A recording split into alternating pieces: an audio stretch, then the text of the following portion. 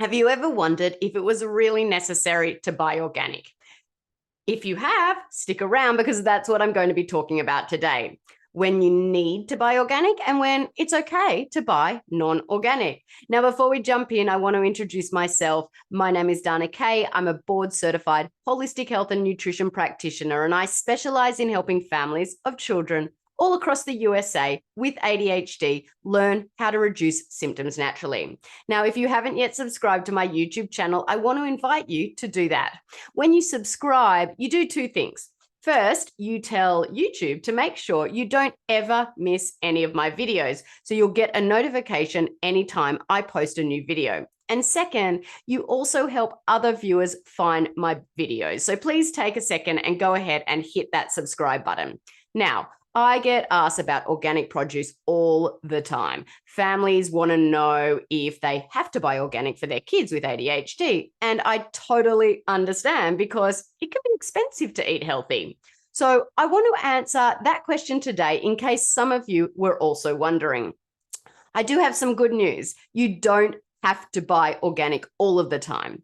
Each year, the EWG, or the Environmental Working Group, releases a Clean 15 and Dirty Dozen list. They actually just recently released their updated 2023 list. So I've added those lists to this video description for you to find there. So why do these lists matter? These lists help consumers make informed choices about the produce they buy and eat based on pesticide residue levels. Now, the Dirty Dozen list contains 12 fruits and vegetables with the highest pesticide residue levels. Topping the list this year are strawberries, followed closely by spinach and kale. Other items on the list include nectarines, apples, grapes, peaches, cherries, pears, blueberries, and green beans. There was a recent study that the EWG shared, and it revealed that 90% of non-organic blueberries tested positive for pesticide residues. One sample even contained, listen to this, 17 different pesticides on one single blueberry sample. 17. Strawberries are even worse. 99% of strawberries had pesticide residues, and up to 22 different pesticides were found on a single sample. Yuck, seriously. One of the best ways to avoid exposure to toxic pesticides is knowing which foods you need to buy organic. Now, I tell all of my clients that if a food is on the Dirty Dozen list, you need to buy organic because these fruits and veggies have shown to be the most contaminated with those harmful pesticides. The foods on the Clean 15, though, don't necessarily need to be organic.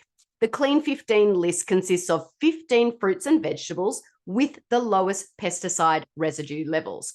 Now, this year, this list includes avocados, sweet corn, and I just want to say sweet corn is different than general corn. As long as it says sweet corn, you're okay.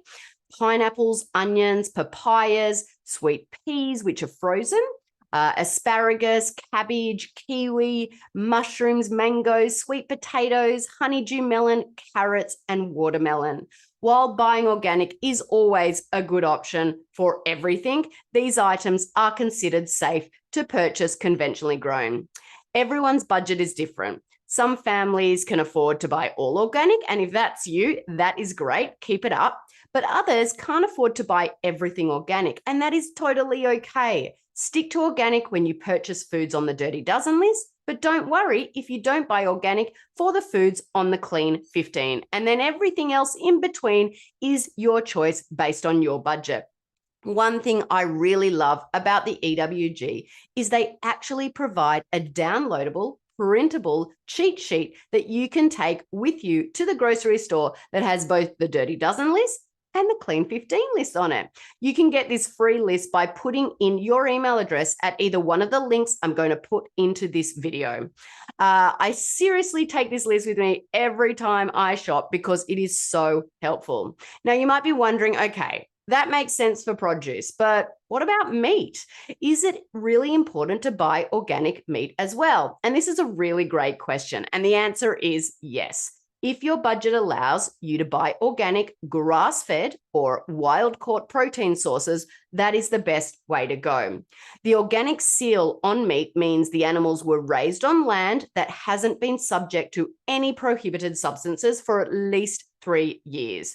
That means no pesticides, fertilizers, or other potentially dangerous substances. It also means the animals had access to the outdoors year-round at all times. They were fed an organic diet and not given any antibiotics or hormones. To be considered fully grass-fed, the animal has to eat only grass for its entire life as soon as it was weaned from its mother's milk. Now, make sure when buying beef that it is also grass finished. Some cattle are raised on grass, but then finished at a feedlot with grain to fatten them up. The ideal is to have grass-fed and grass-finished organic beef. It is possible to be grass-fed but not organic.